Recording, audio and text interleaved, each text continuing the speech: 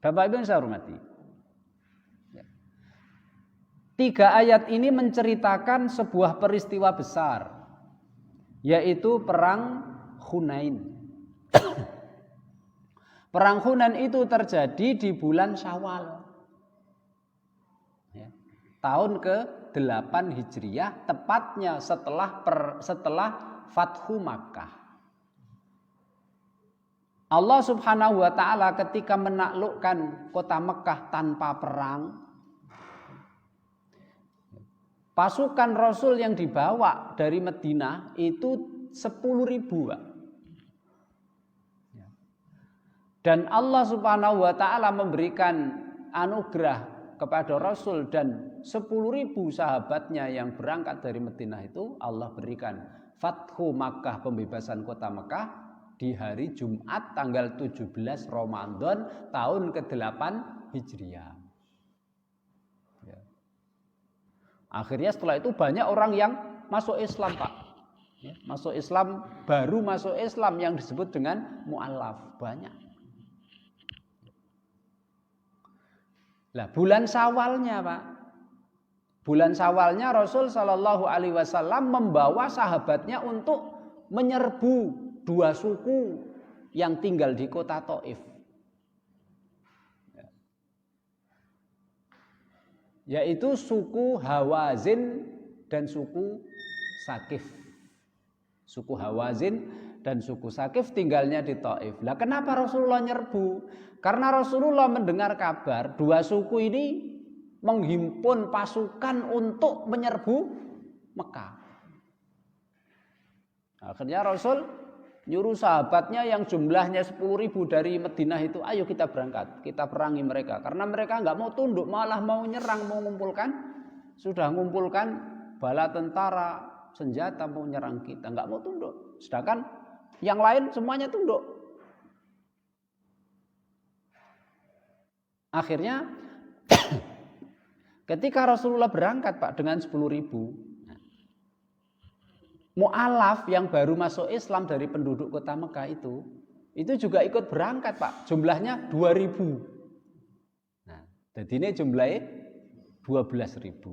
Udah ketika berangkat itu, Pak, orang 2.000 dan yang baru masuk Islam yang mu'alaf itu, wah, pada membanggakan banyaknya jumlah.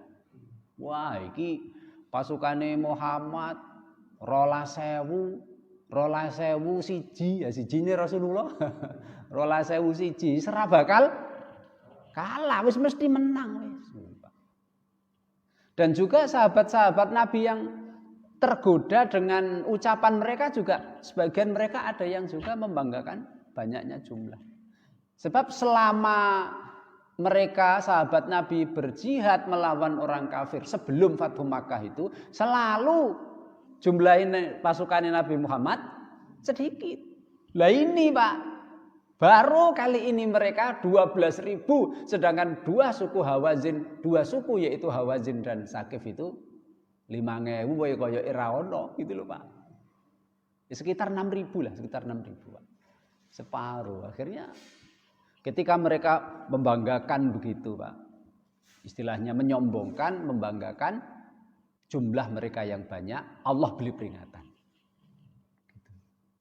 Nah, ketika Rasulullah berjalan dari kota Mekah, ya kan, terus istirahat, ya, malam jalan lagi, malam istirahat. Nah, ketika malam istirahat, habis subuh, Pak, gelap subuh gitu, mereka jalan.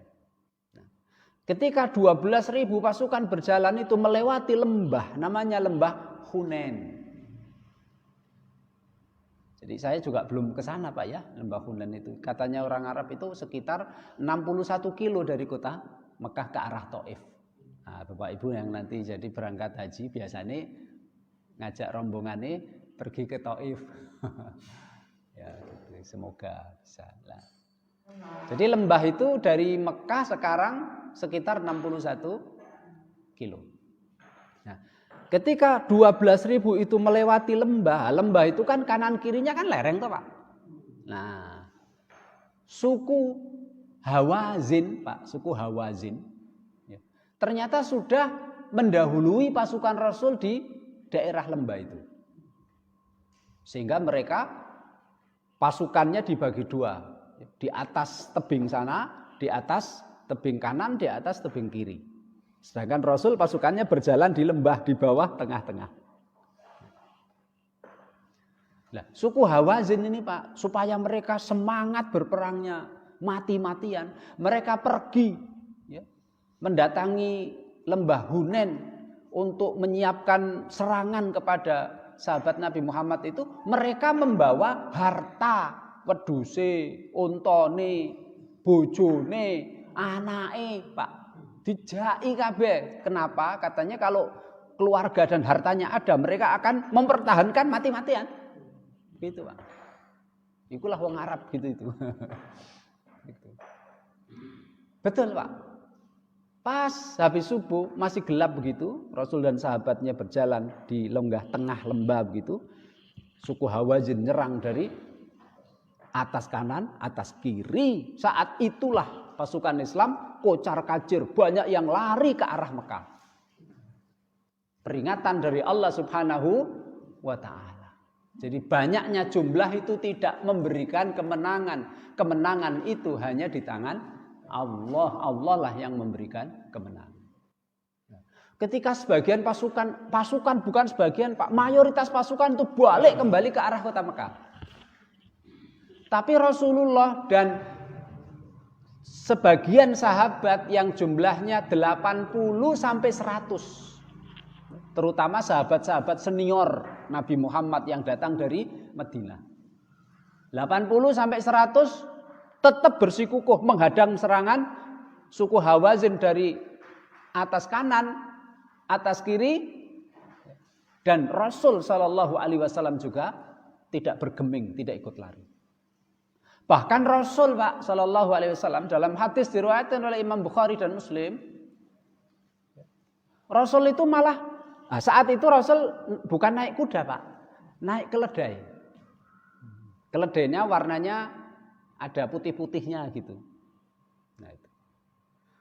Justru ketika serangan mendadak dari kanan kiri, Rasul tidak mundur Pak, Rasul malah maju menerjang musuh ke arah musuh. Sampai pamannya Rasul yang bernama Abbas dan ponaannya Rasul yang bernama Abu Sufyan bin Haris bin Abdul Muttalib. Bukan Abu Sufyan bin Muawiyah, bukan Pak ya. Sebenarnya Abu Sufyan bin Haris bin Abdul Muttalib. Ini ini sepupu, maaf, ini sepupu. Abbas pamannya, Abu Sufyan bin Haris bin Abdul Muttalib sepupunya, gendoli Pak. Gendoli keledainya jangan sampai terlalu cepat menerjang musuh. Itulah ya, pemberaninya Rasul Sallallahu Alaihi Wasallam. Rasul itu Masya Allah Pak. Ketika berjihad melawan orang-orang musyrik kayak gitu, tidak ada rasa takut sedikit pun. Jadi yang bertahan di situ itu Rasul dan sahabatnya yang senior-senior yang dari Madinah itu sekitar 80 sampai 100 bersikukuh menghadang serangan musuh yang tiba-tiba, dan Rasul tidak hanya bertahan Pak, Rasul maju ke musuh. Makanya pamannya yaitu Abbas gendoli keledainya dari arah kanan. Sepupunya yaitu Abu Sufyan bin Haris bin Abdul Muttalib gendoli keledainya dari arah kiri. Jangan sampai nerjang musuh. Nek nerjang musuh dhewe ya repot toh Pak. Gitu. Itulah saking beraninya Rasul Sallallahu Alaihi Wasallam. Nah, ketika Rasulullah Pak mau menerjang musuh, terus digendoli paman sama sepupunya itu, Rasul Sallallahu Alaihi Wasallam berteriak kepada sahabat-sahabatnya. Ya. Ilayya ibadallah, ilayya ana Rasulullah, ana nabiyyu la kadzib, ana ibnu Abdul Muttalib. Nah, Pak. Wahai hamba-hambanya Allah, sahabatku ke sini, jangan lari, balik lagi. Sebab musuhnya itu enggak seberapa banyak, Pak, tapi karena nyerangnya dari tebing itu makanya membuat sahabat kaget, pasukan sahabat kaget. Ilayya ibadallah, ilayya ana Rasulullah, balik lagi, ayo ke sini. Bergabung dengan aku. Aku ini Rasulullah. Anan nabiyyu la kadzib. Aku ini nabi utusan Allah, aku enggak mungkin berbohong. Ana ibnu Abdul Muthalib, aku ini putune Abdul Muthalib. Ya, Pak. Nah, sahabat-sahabat yang wis kadung melayu, Pak. Melayu kan cepet nyodokan. Wong ada yang pakai unta, pakai kuda, ono sing melayu biasa gitu. Mendengar teriakannya Nabi. Kemudian Nabi juga menyuruh pamannya Abbas. Pamannya Nabi Abbas itu suaranya lantang, Pak. Wahai pamanku Abbas, teriakin mereka, suruh balik. Akhirnya Abbas menyuruh mereka dengan ucapannya, ya ashabas sumroh, ya ashabas suratil baqarah, gitu. Ya ashabas syajarah, gitu. Wahai sahabat-sahabatnya Nabi yang biasa maca surat Al-Baqarah, gitu, Pak. Wahai sahabat-sahabat Nabi sing warnanya itu ora ireng ora putih. Wong Arab kan ora ireng, ora putih. Nek putih kan Eropa, nek ireng Afrika, tengah-tengahnya. Wahai sahabat-sahabat Nabi sing pernah berbaiat, berjanji setia sampai mati di bawah pohon, ya Pak ya, ketika perjanjian Hudaybiyah. Mendengar seruan Nabi, mendengar seruan Abbas, sahabat-sahabat akhirnya balik lagi. Ya kan Pak, balik lagi kembali memenuhi memenuhi panggilan Rasul dan panggilan Abbas. Sampai diceritakan, Pak. Saking semangatnya dan tersadarnya sahabat kembali kepada seruan Nabi itu, kadang-kadang itu ada yang untone utawa jarane itu, Pak, dihadapkan ke arah Nabi itu enggak mau. Mungkin karena kuda untanya wis keweden gitu, Pak, ya kaget terus melayu.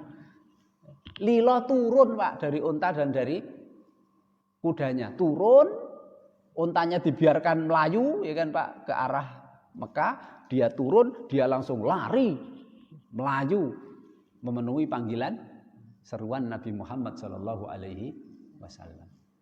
Nah, karena musuhnya nggak banyak, Pak. Makanya cepat akhirnya.